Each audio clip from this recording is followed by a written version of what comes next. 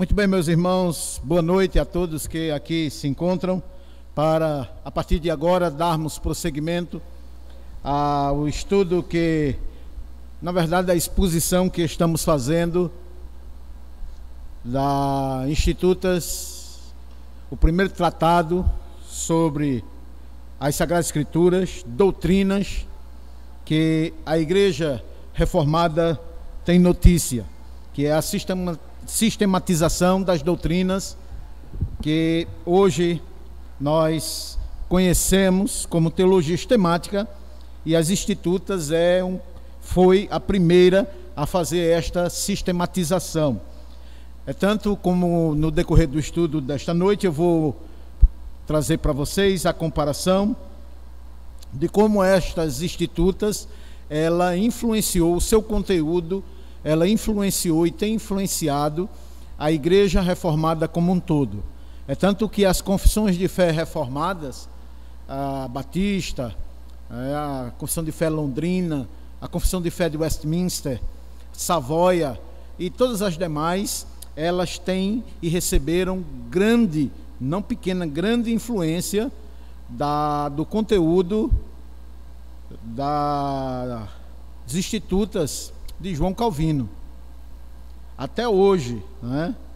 E dito isto, vamos dar início ao estudo, à exposição dessas Institutas, desse documento, né, da Igreja, a partir agora do ponto 3, onde a semana passada o presbítero Diego, assim,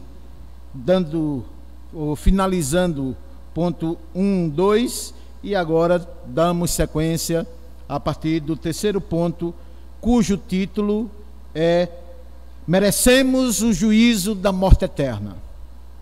É daí o ponto de partida onde nós vamos hoje expor e aferir à luz das Sagradas Escrituras.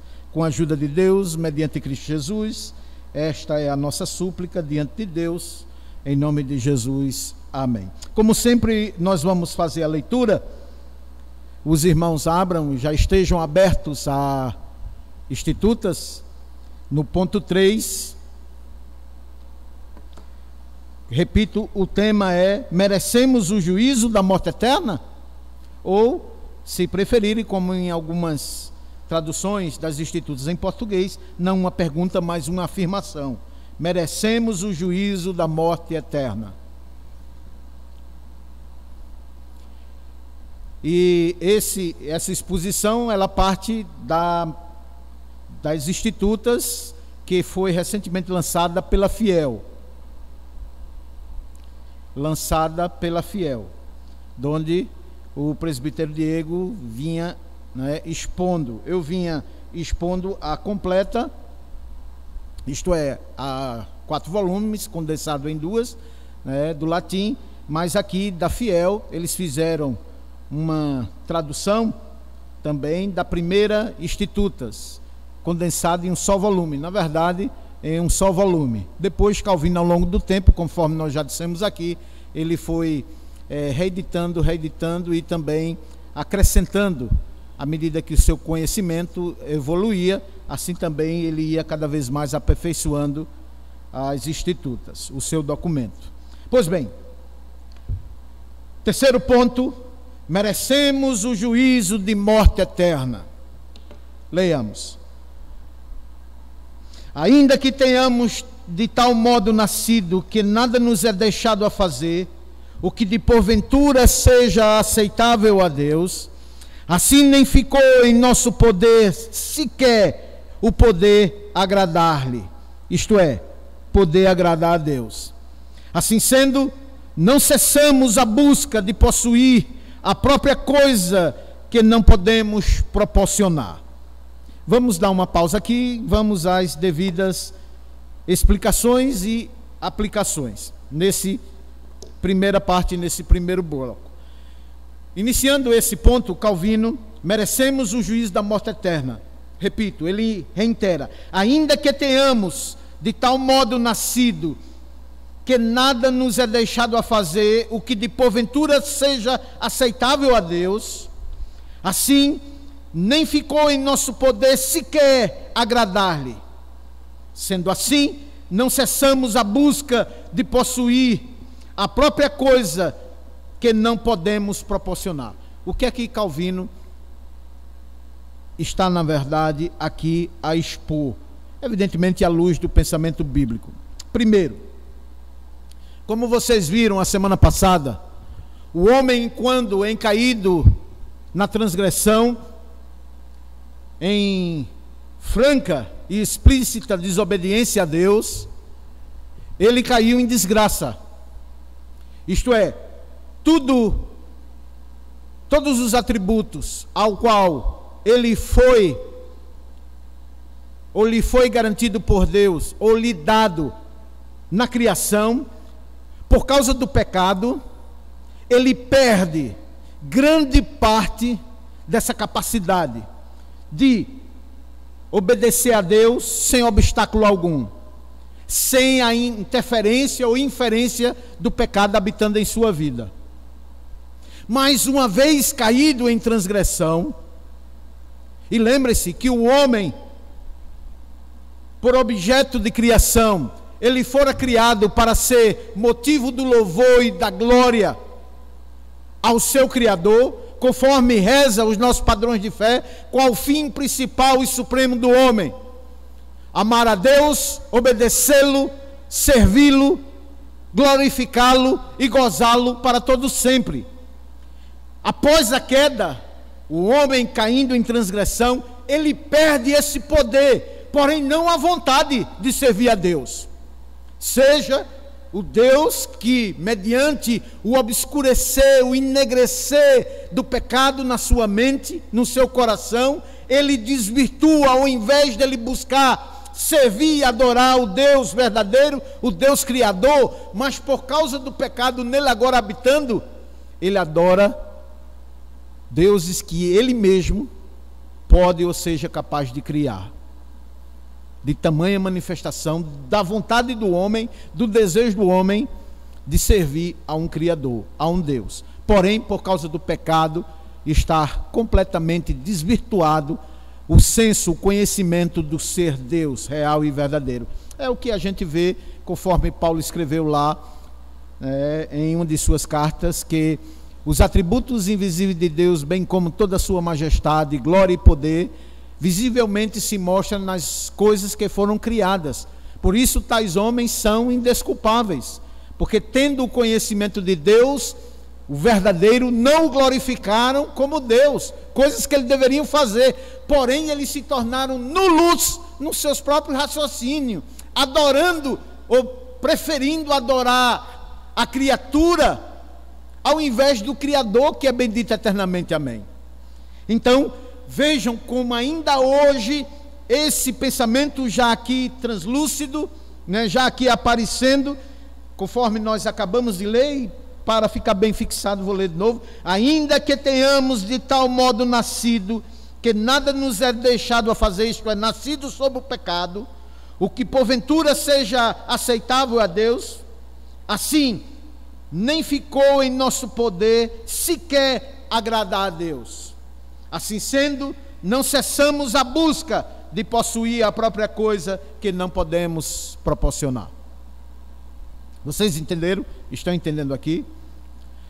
Paulo vai falar algo muito semelhante a isto, e deve ter transcorrido a mente de Calvino quando ele elaborava e escrevia esse documento, as Institutas, quando Paulo, falando à igreja em Roma, capítulo 10, capítulo 11, Paulo diz assim, que ele reconhece, Paulo, que os judeus, os seus patrícios, os seus contemporâneos, judeus, eles tinham zelo por Deus, porém não com entendimento, porque ao invés de se submeter à justiça que vinha de Deus por meio da lei, eles rejeitaram essa justiça divina de Deus e começaram a estabelecer a sua própria, para agradar, como se possível fosse, a Deus. Mas é o pensamento aqui escriturístico dizendo: isso é impossível. Uma vez você caído em transgressão, é impossível você, por meio de boas obras, tentar agradar a Deus. de alguma forma. É isso que está aqui.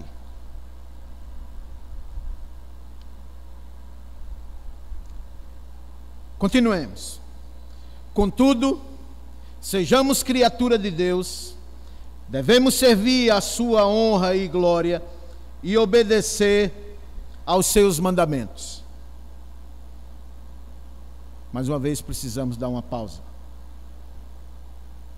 Conquanto, isto é, em mesmo sendo nós criaturas de Deus, obras da mão de Deus, devemos servir à sua honra e glória e obedecer aos seus mandamentos, mesmo que não venhamos a conseguir.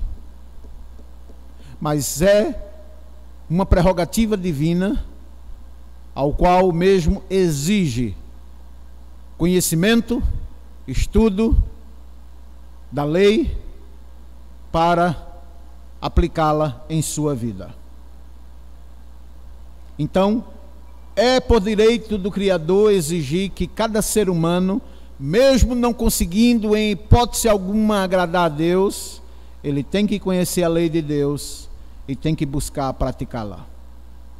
Uma vez, principalmente, que o homem já se tornou transgressor.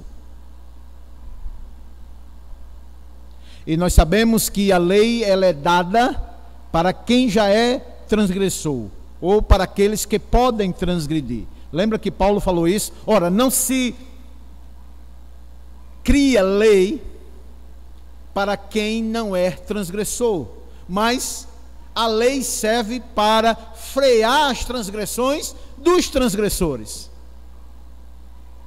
Então, mesmo que através da lei, ninguém, nenhum de vocês, nenhum de nós, nenhum ser humano, nenhum homem, nenhuma mulher nascida, né, do gênero humano, pode agradar a Deus pela obediência dos mandamentos da lei de Deus. Porém, você está obrigado a conhecê-lo e cumpri-lo para o seu próprio bem. Porque a lei freia os seus pecados. Ele tem a capacidade de frear os seus pecados. Muito embora nós vamos ver mais adiante, um pouco mais adiante, que conforme Paulo também escreveu lá aos Romanos, que o mandamento, prevalecendo-se do pecado existente em nós, muito embora o mandamento seja para frear as nossas volições mais, o pecado, valendo-se do mandamento, ele não só avulta, como também estimula a prática do pecado em nossas vidas, para demonstrar o quanto vil e o quanto há de vileza há no seu coração, na sua mente, na sua volição, nos seus desejos. Vocês estão entendendo? Pois bem, e essas palavras aqui de Calvino, escrita no século XVI, 1554, 1560 e alguma coisa, a nossa confissão de fé, a Confissão de Fé Batista de 1689, sobre a doutrina da hermatologia, a doutrina do pecado, a doutrina da criação, também tem esse mesmo pensamento de Calvino. Isto é, esse pensamento aqui de Calvino, conforme eu disse no início, foi usado e é usado nas confissões de fé das igrejas reformadas. Para vocês verem, não só a profundidade desse homem, né, do conhecimento e a capacidade de manuseio da palavra de Deus, bem como também a forma como o Espírito Santo usou esse homem pecador, caco de barro, mas de fato ele acertou em muito, também cometeu muitos erros, mas acertou em muito aquilo que ele entendia acerca do ser Deus e acerca de tudo aquilo que Deus criou. Por isso esse segundo ponto. Pois bem, continuando, terceiro parágrafo, pois a culpa que nos obriga a praticar o ato delituoso contra a lei de Deus Diz aqui Calvino: pois a culpa que nos obriga é nossa, oriunda dos nossos próprios pecados, deixando-nos sem a vontade ou a capacidade de sequer fazer o bem. Uou! Precisamos dar também aqui uma pausa para entender e fazer as devidas aplicações. Repito: pois a culpa que nos obriga é nossa, isto é, o desejo de transgredir, porém regrado pelo mandamento. Todavia, a nossa culpa, ela advém de nossos próprios pecados, deixando-nos sem a vontade real, verdadeira, ou capacidade real, verdadeira de fazer ou praticar o bem. Isto é, ninguém é capaz de fazer o bem. É isso que está sendo explicitado aqui. Ninguém, absolutamente ninguém, é capaz de fazer o bem ou praticar o bem. E posso dar um exemplo de nossos dias. Sabemos que toda boa obra advém de Deus, conforme está escrito. Deus preparou as boas obras de antemão para que você, nós como filhos e filhas de Deus, viéssemos a andar por meio deles.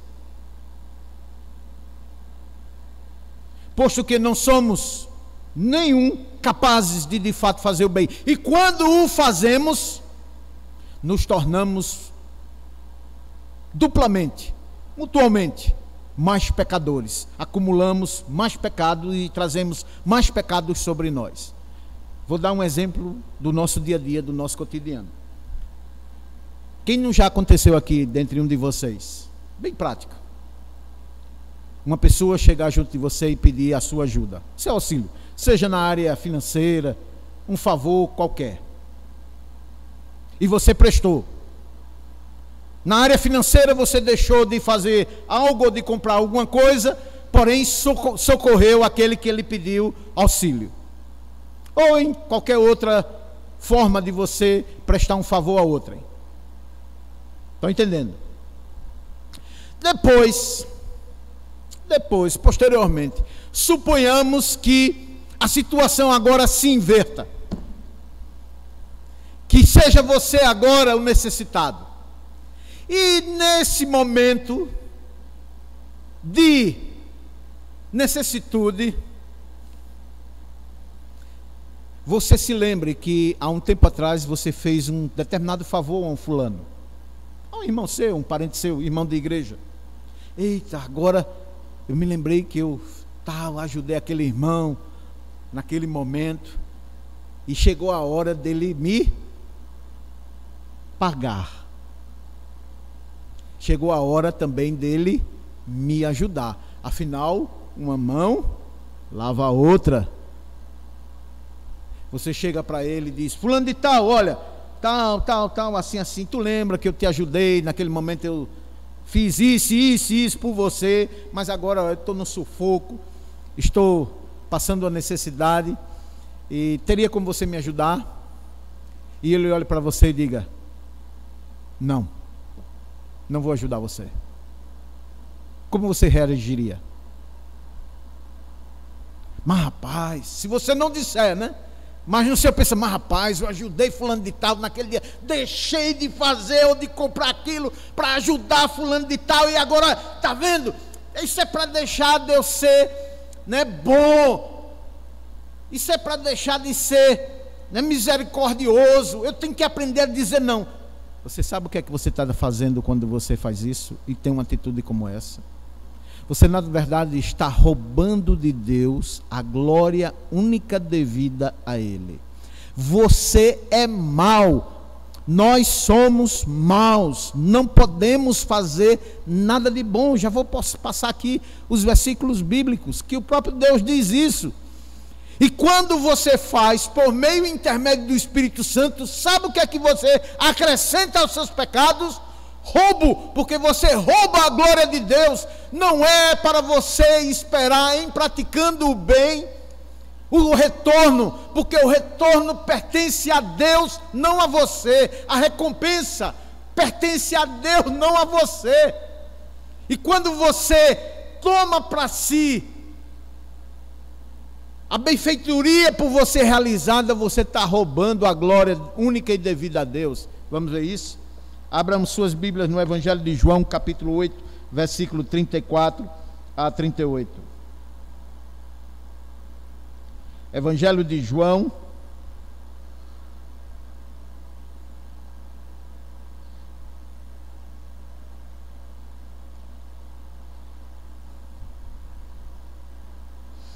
capítulo 8, versículos 34 a 38. Vou ler e vocês acompanham. Evangelho de João, capítulo 8, versículo 34 a 38. Diz assim: replicou-lhe, pois, Jesus: em verdade vos digo, todo o que comete pecado é escravo do pecado. O escravo não fica sempre na casa, o filho sim para sempre. Se, pois, o filho vos libertar, verdadeiramente sereis livre. Bem sois que sois da descendência de Abraão, contudo procurais matar-me, porque a minha palavra não está implantada em vós. Eu falo das coisas que vi junto do meu Pai. Vós, porém, fazeis o que vistes do vosso pai. Quem está familiarizado com esse texto sabe que Jesus aqui está reprovando todas as boas obras, todas as obras condizentes desse judeu, do povo judeu, a sua obediência, ou prestar obediência à lei de Deus. Quando Jesus, na verdade, diz: olha, vocês dizem que são filhos de Abraão, porém não praticam as obras de Abraão. Vocês, na verdade, praticam, mesmo usando como parâmetro a lei, vocês, na verdade, praticam as obras do vosso pai. Lá em João, nesse mesmo capítulo 8, 40 a 44, vocês vão ver lá que Jesus diz explicitamente quem é o pai deles: o diabo. Um outro texto, Romanos capítulo 7. Romanos capítulo 7, versículos 15 a 25. Eu vou ler mais uma vez na minha tradução, usando a Almeida Revista e Atualizada de 2002, que diz assim: Romanos capítulo 7, versículos 15 a 25. Paulo dizendo: porque nem mesmo compreendo o meu próprio modo de agir, pois não faço o que prefiro, porém sim o que eu odeio.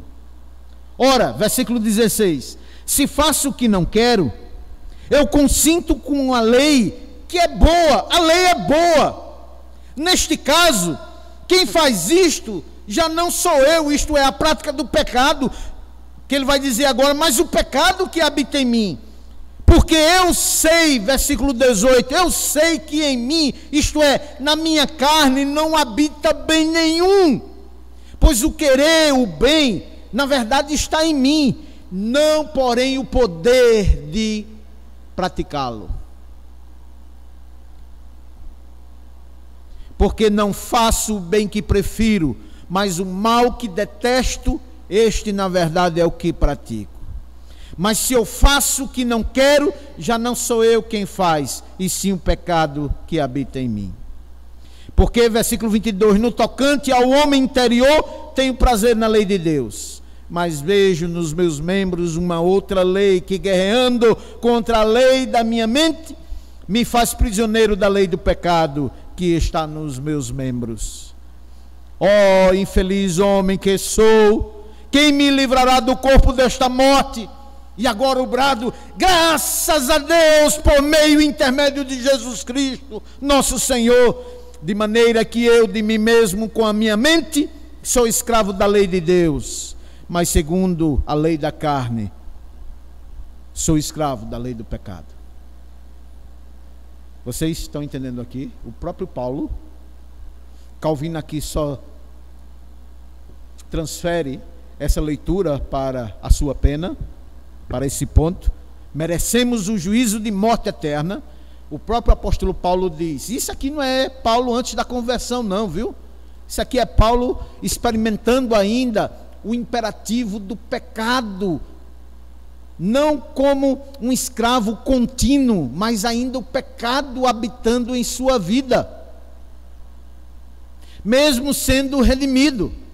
Lá adiante nós vamos ver tanto Calvino como antes de Calvino, o próprio Lutero dizia: somos totalmente justificados, porém totalmente depravados. Está aqui, ó. Não existe uma passagem mais clara do que essa. Você, eu, nós herdamos dos nossos primeiros pais, Adão e Eva, a total depravação. Mesmo que você queira fazer o bem, tenha a lei de Deus na sua mente, tenha o desejo de praticá-la, nós não vamos conseguir. Não vamos conseguir. Mas isso não nos dá o direito de abandonarmos a lei de Deus. Pelo contrário, temos que lutar contra nós mesmos e assim fazer valer os mandamentos de Deus em nossas vidas, mesmo hoje. Entenderam? Se não entenderam, anota depois, nós vamos abrir para a série de perguntas. Pois bem, vamos ao nosso quarto bloco.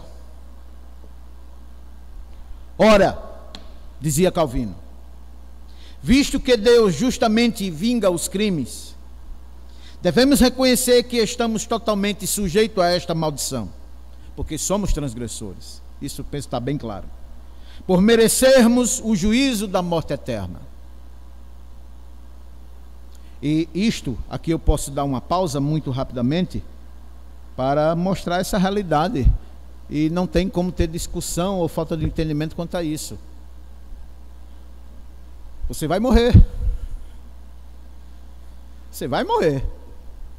Essa é uma questão de horas, dias, meses ou anos. Mas que vamos morrer, você vai morrer, vai. E por que você vai morrer? E porque muitos agora estão morrendo. Lembra da nossa pregação no domingo? Perdão, da nossa expulsão no domingo pela manhã? Aqui no Brasil, segundo as estatísticas, a cada hora morre mais de 7 pessoas assassinadas, somente assassinadas aqui no Brasil, a cada hora.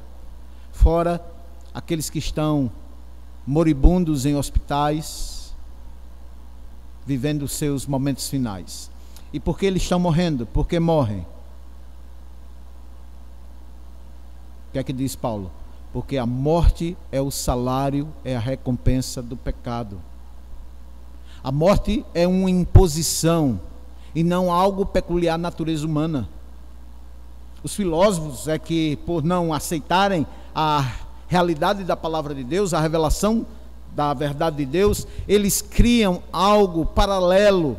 Eles reprovam a lei de Deus, eles reprovam Deus, eles reprovam tudo que diz respeito a Deus e estabelecem suas próprias linhas de raciocínio e dizem: não, a morte é natural, é peculiar à vida. Não, a morte é o salário, é a recompensa do pecado. Você quer morrer? Mas você sabe que você vai morrer, mas você não quer morrer. Continuando.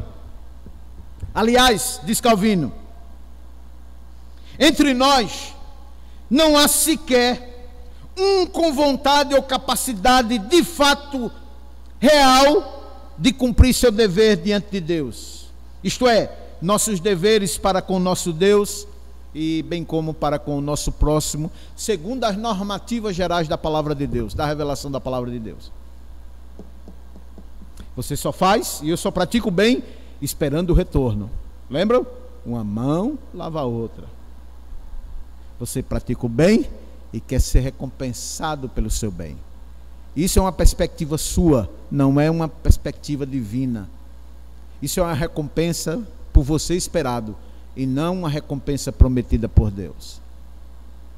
E para ficar isso bem explicitado, abram suas Bíblias, mais uma vez em Romanos, agora em Romanos, capítulo 3.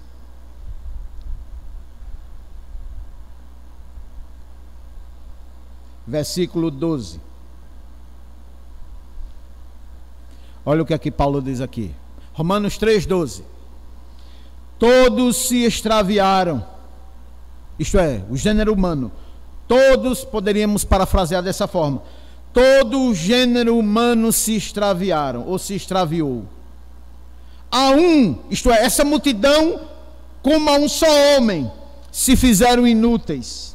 Não há quem faça o bem, não há nenhum sequer.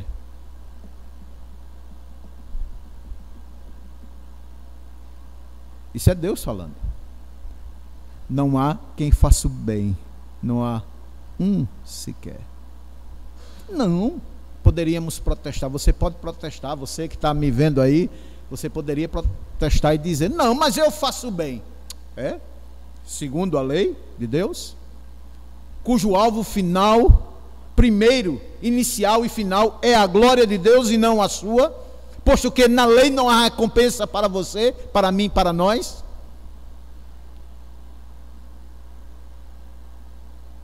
Eclesiastes, livro de Eclesiastes,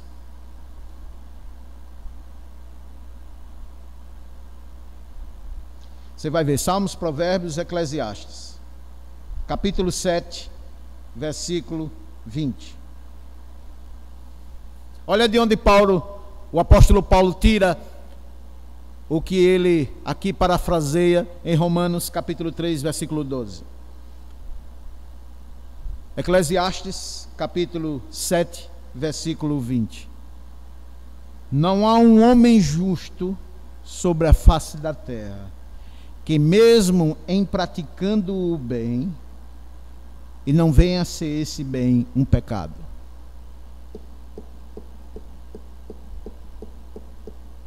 Vocês entendem o que é que o autor está dizendo aqui? Como Paulo parafraseia lá em Romanos 3,12? Porque você, eu, nós, por causa do pecado que habita em nós, por direito de nascimento, mesmo quando praticamos o bem, nós roubamos de Deus, que a recompensa seria dele. O que caberia a nós é a Deus toda a glória, que ele preparou as boas obras para que andássemos nela desde antes da fundação do mundo. Paulo escreveu isso quando escreveu a Timóteo. Você faz o quê? Quer receber essa glória. Você quer ser recompensado, seja diante dos homens, do seu próximo, seja até mesmo diante de Deus, cuja finalidade da lei não lhe é recompensar, mas antes mostrar o quanto você é depravado. Vocês estão entendendo a linha de raciocínio? É isso aqui, no século XVI, que já permeou e fundamentou a nossa teologia reformada até os dias de hoje. Você pode ler Gênesis, Apocalipse de trás para frente, de frente para trás, você não vai achar ou encontrar outra verdade senão essa. E mais, Calvino poderia citar outras passagens bíblicas que poderíamos aqui anexar a esse pensamento, trazer também a esse pensamento. Isaías, a partir do capítulo 60, ele diz que as nossas melhores obras, as nossas melhores boas obras, não passam de trapos de imundícia. Não passam de trapos de imundícia. Mas aqui alguém já poderia protestar. Talvez você esteja até, aonde você estiver me ouvindo ou me vendo, protestar: não, mas eu faço bem, eu sou capaz de fazer o bem. Eu posso, como a gente tem insistido, fazer e praticar o bem. Eu faço boas obras. Há quem faça boas obras e pratique boas obras. E eu não discordo disso. Em tese, Calvino, nessa sistematização doutrinária dele, também concordaria em tese, porém a prática é outra. Temos aqui exposto, a lei, ela nos obriga a frearmos a maldade existente em nós, em mim e em você. E quando transgredimos seus mandamentos, a lei nos mata, o mandamento nos mata. O que era antes para a vida, encontramos agora o mandamento para a morte. E não há lugar para recompensa, mesmo se você viesse ou vier a praticá-lo, porque já é um mandamento. Você fazer o bem, independente de méritos, independente de recompensa.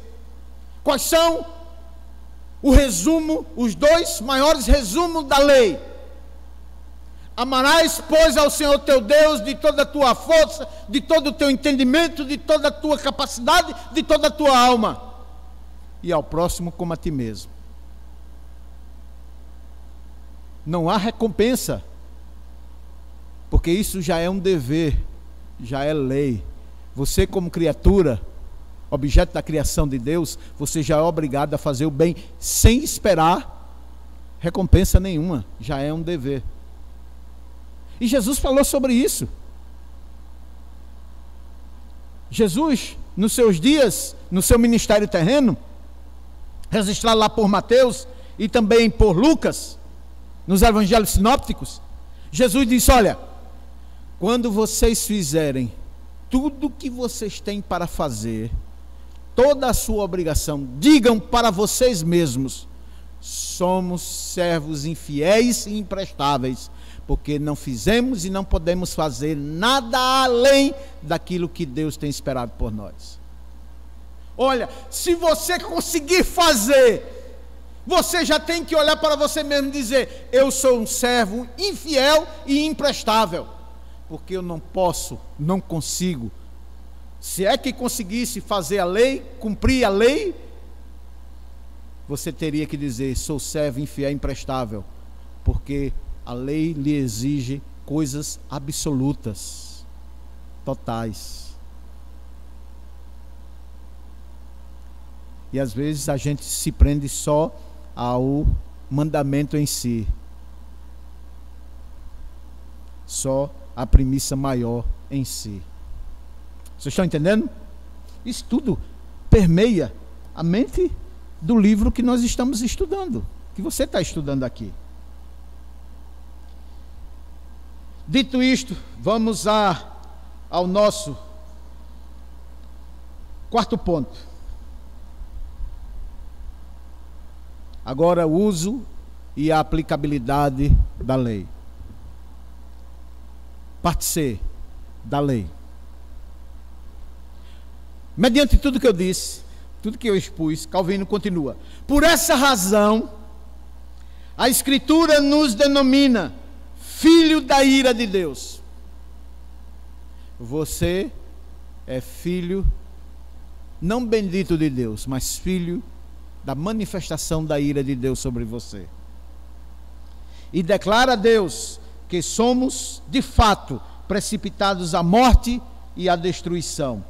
Efésios capítulo 2, do versículo 1 a 3. É muito importante que vocês acompanhem também essa leitura bíblica. Livro segundo escreveu o apóstolo Paulo à igreja em Éfeso, capítulo 2,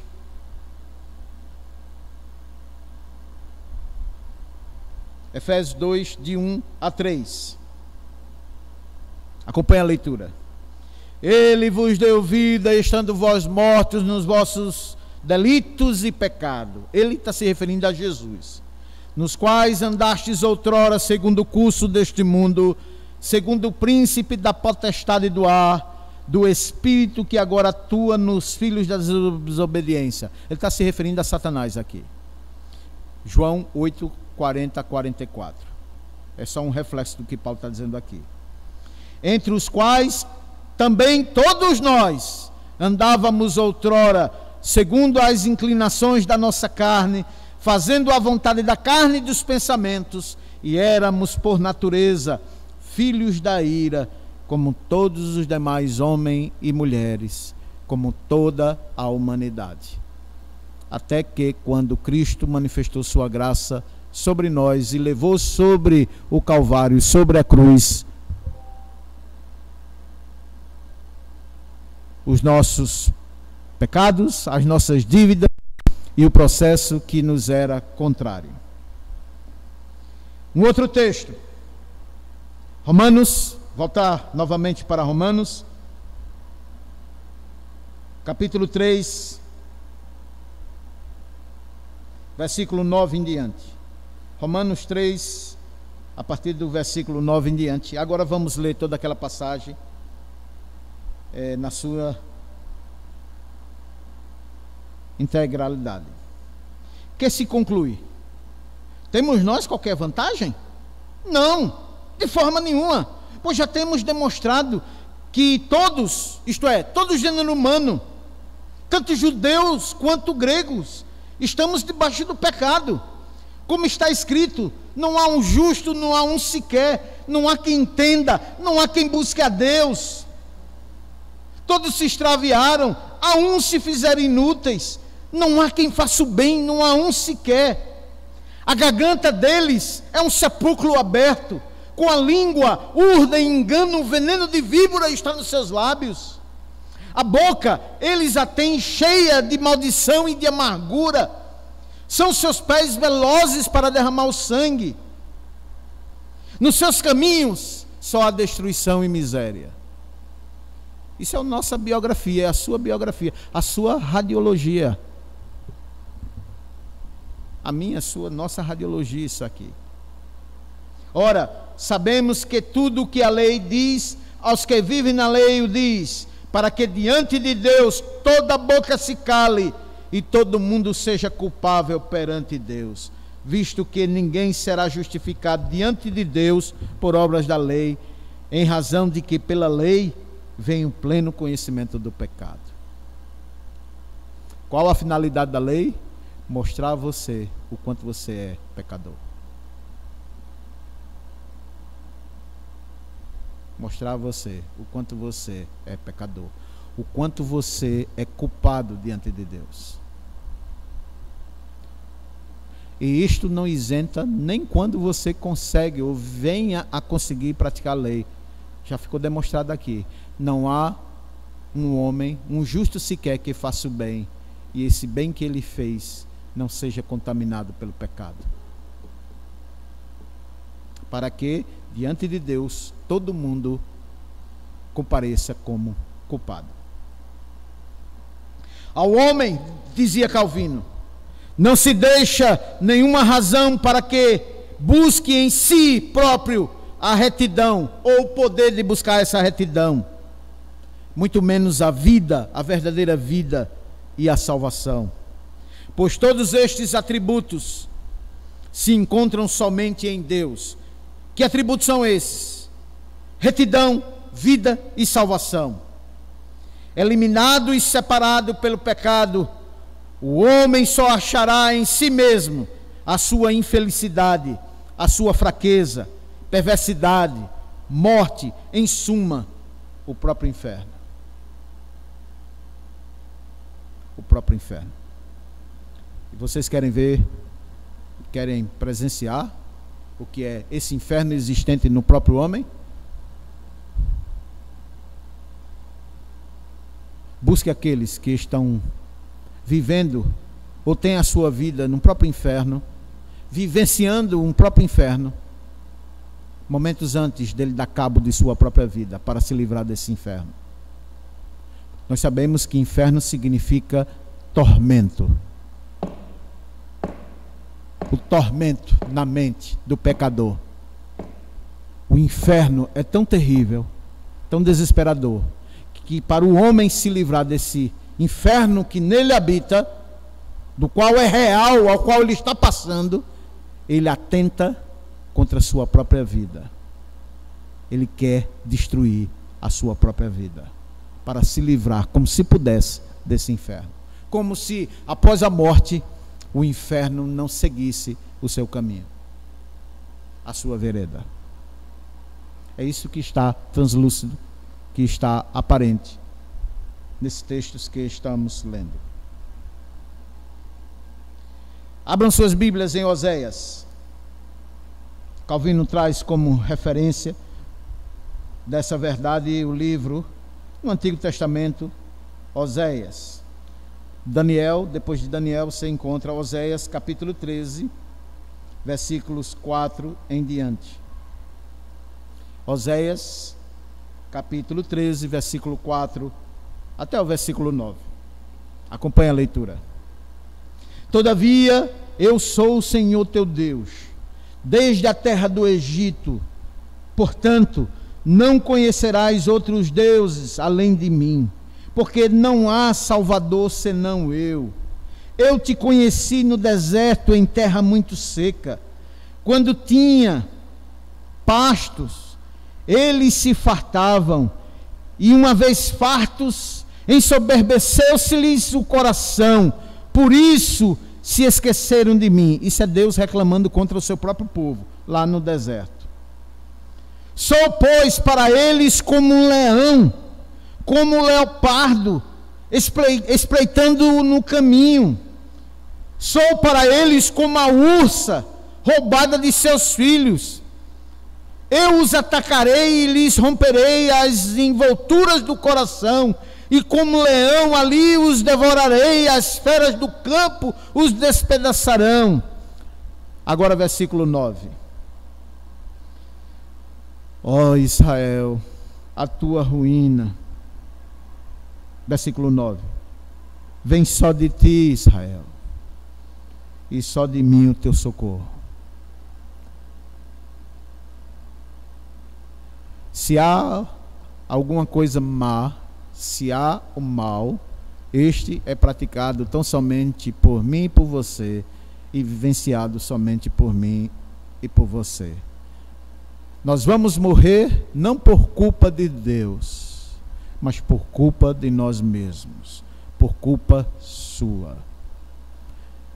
Porém, como de Deus não pode vir outra coisa senão o bem, conforme ele diz aqui no versículo 9, só de mim você alcançará vida, socorro para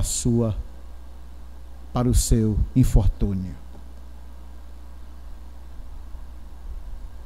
O homem só achará em si mesmo infelicidade, fraqueza, perversidade, morte, em suma, o próprio inferno. Em Romanos capítulo 2, apontou Calvino, Romanos capítulo 2,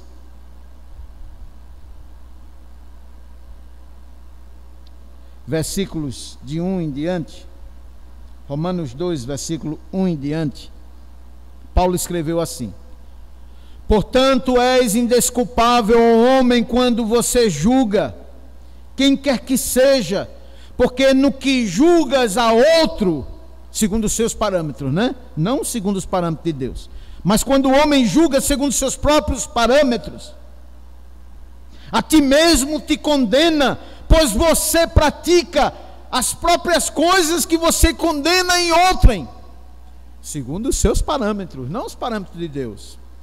Bem sabemos que o juízo de Deus é segundo a verdade, contra o que praticam os males. Tu, ó homem, que condenas os outros e pratica as mesmas coisas, pensa que te livrarás do juízo de Deus? Ou desprezas a riqueza da bondade e tolerância e longanimidade de Deus, ignorando que é a bondade de Deus que te conduz ao arrependimento?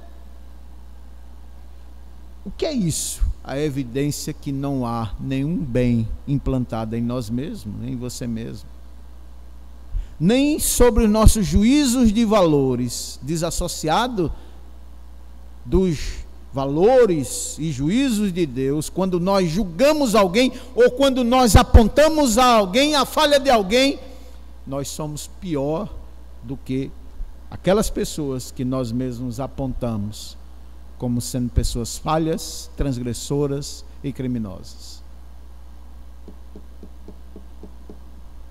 Porque é só uma questão de tempo que você vai praticar as mesmas coisas que você está condenando, ou então você vai fazer coisas piores. O problema é que você não julga você mesmo. O pecado não deixa. A corrupção não deixa.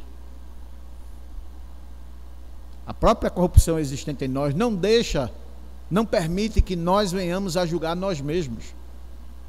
Lembra o que Paulo fala também aqui, um acréscimo, rapidamente, lá em 1 Coríntios capítulo 11, o texto que nós usamos para o memorial da ceia, porque se nós aprendêssemos a julgar a nós mesmos, não seríamos julgados. Mas quando julgados por Deus, somos por Ele julgados, para não incorrermos numa condenação maior.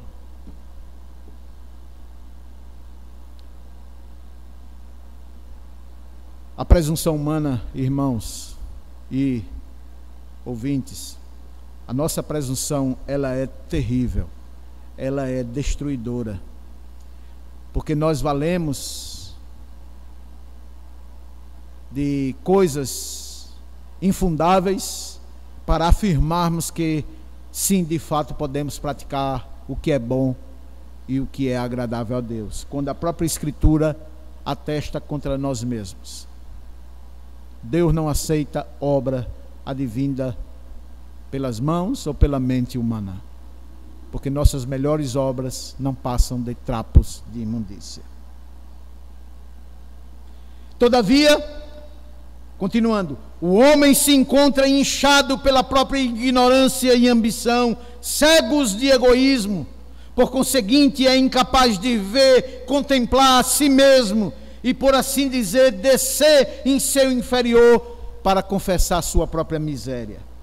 Assim, ao ver, ao contemplar nossa condição, o Senhor nos muniu com esta lei escrita, ensinando-nos qual a perfeita justiça e como esta deve ser guardada, ou seja, solidamente fixada em Deus, através de nossa mente.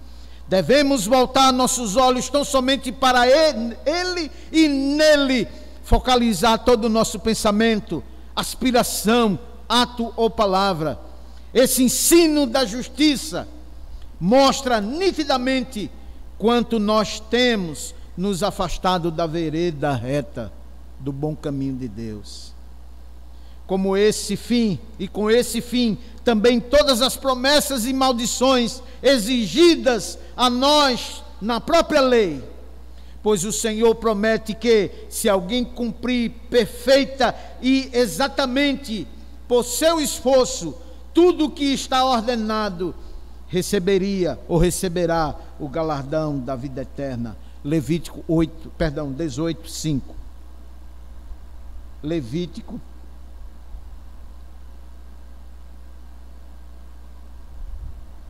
Antigo Testamento, terceiro livro escrito por Moisés, Levítico, capítulo 18, versículo 5.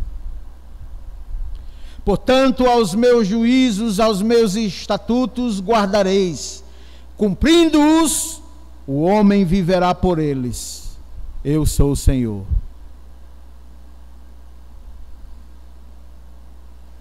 Se o homem pudesse cumprir a lei, tal qual o mandamento assim o exige, ele poderia achar a vida.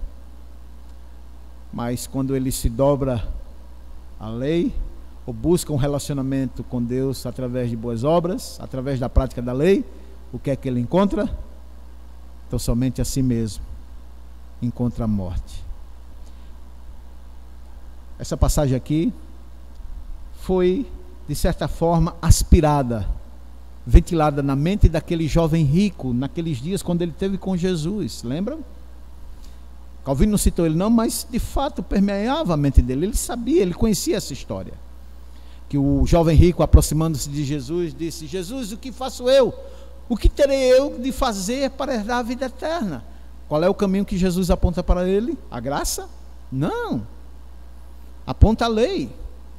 Aquele jovem, sim, aquele jovem mancebo, esperando, confiando em seus próprios méritos, Jesus mostra para ele o que são de fato, o que eram os seus méritos. Jesus diz para ele: obedece a lei, não matarás, não adulterarás, honra teu pai e tua mãe. Vocês se lembram que o jovem disse como resposta aos mandamentos por Jesus citados?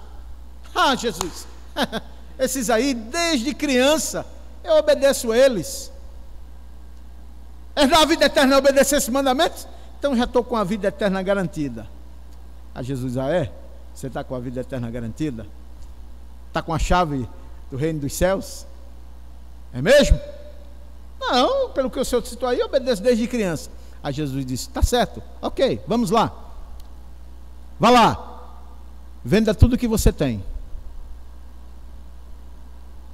E ao recolher os valores, distribua com os pobres. Dê aos pobres. E depois venha, me procure. E você encontrará a vida. O que foi que aconteceu com esse jovem? Vendo esse jovem, segundo a narrativa bíblica, que era possuidor de muitos bens, baixou sua cabeça entristecido e foi embora. Qual foi o mandamento que esse jovem não conseguia cumprir? Vocês sabem? Amar ao próximo como ele amava a si mesmo. Ele poderia dizer: olha, eu cumpro o primeiro mandamento, eu cumpro o segundo, eu cumpro o terceiro, eu cumpro o quarto. As minhas obrigações para com Deus, para com meu Deus, eu cumpro tranquilamente. Não terás outros deuses diante de mim, não usarás meu santo nome em vão, não é? Guardarás o dia do Senhor. Ele cumpria tranquilamente, mas os seus deveres para com o próximo, e isso depende de toda a lei. Seus deveres para com Deus, os primeiros 4 mandamentos, e os 6 restantes mandamentos diz respeito aos seus deveres para com o próximo. Nenhum dos 6 mandamentos, dos deveres para com o próximo, aquele jovem conseguia cumprir. Por isso que ele saiu triste, porque a riqueza que ele tinha era, na verdade, a recompensa por ele guardar os 4 mandamentos, que ele pensava que era bênção de Deus, que na verdade aquelas bênçãos era para ele já motivo de maldição e de perdição. O homem que se estriba na sua riqueza, perdido está e jamais encontrará a vida de fato. Salomão já escreveu sobre isso. Pois bem, continuando. Ele, Deus, pronuncia uma maldição e anuncia o juízo de morte eterna sobre todos os que não guardarem plenamente e sem exceção toda a justiça decorrente da lei, isto é, seus deveres para com Deus, como também seus deveres para com o próximo.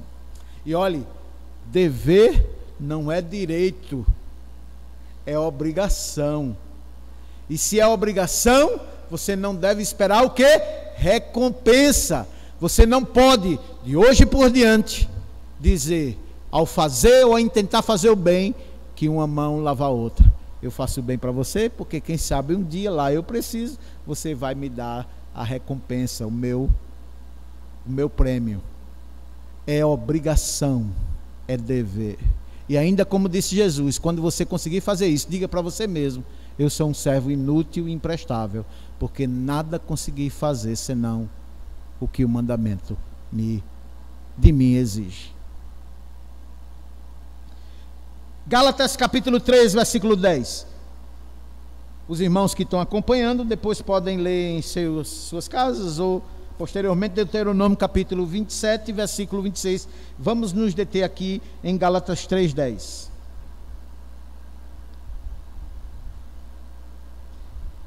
Epístola do apóstolo Paulo à igreja da Galácia, capítulo 3, versículo 10. É um texto bastante conhecido. Todos quantos, pois, são das obras da lei, estão debaixo de maldição, porque está escrito: maldito todo aquele que não permanece em todas as coisas escritas no livro da lei para praticá-la. Maldito todo aquele que não pratica as normativas da lei que o obriga a praticá-lo. É maldito se não praticar, e infiel se praticar.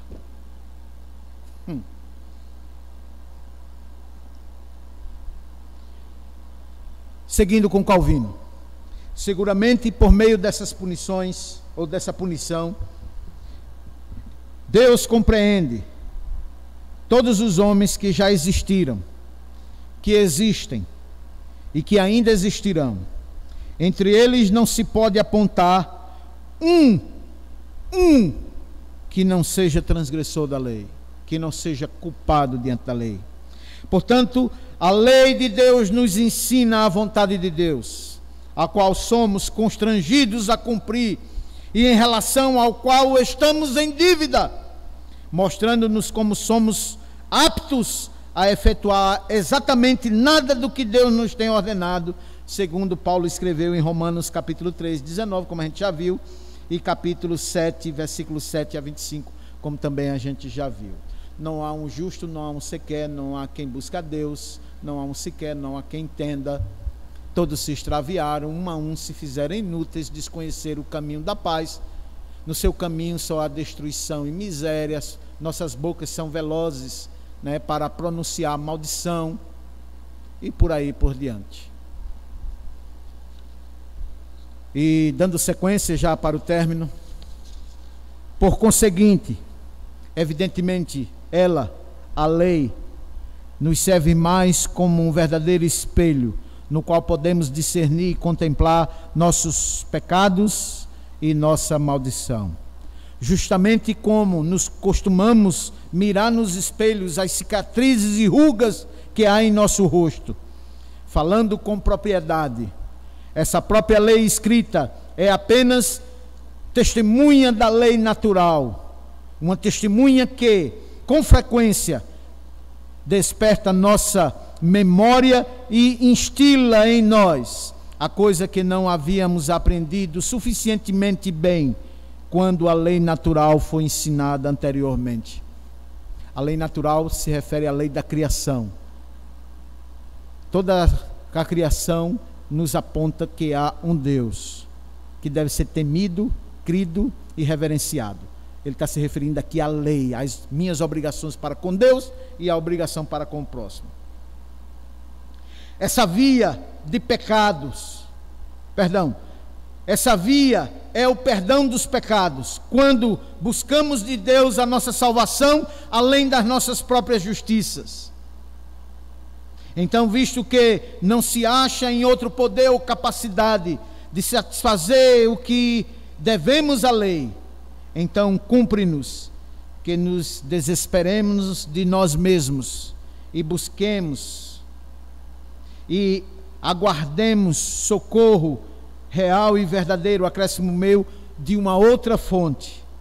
Após descermos a essa humildade e a essa submissão ao que de fato nós somos para nós mesmos e diante de Deus, nesse momento o Senhor brilhará o seu rosto sobre nós e se mostrará a nós claramente, de forma benigna, manso e indulgente, conforme está escrito pela boca do próprio Deus.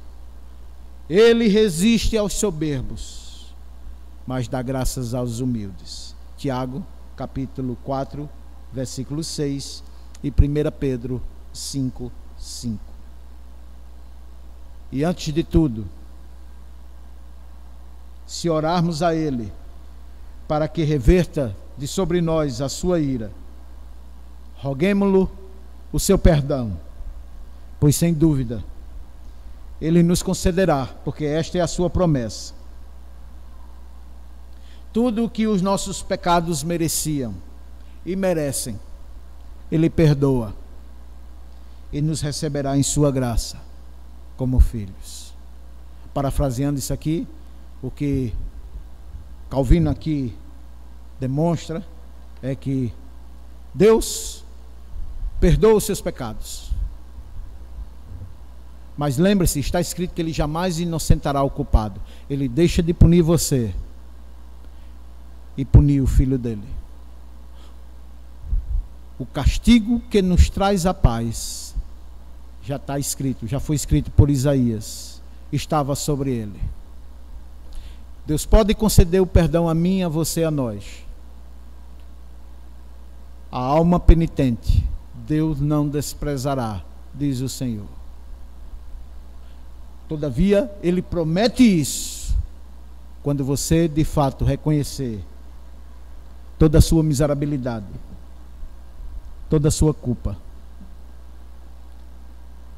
siso de uma condenação eterna sobre você, aguardando tão somente o seu último suspiro, o seu último respiro, saindo dessa vida para adentrar no juízo eterno, conforme está escrito.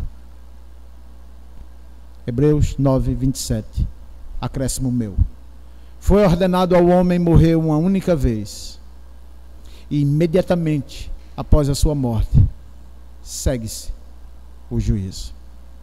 Que Deus tenha misericórdia de nós e de todo o povo de Deus, bem como de todo homem que de fato, ciso de sua maldade, dos seus crimes, busque refúgio em Deus, através de Cristo Jesus, por meio do Evangelho, por meio da graça.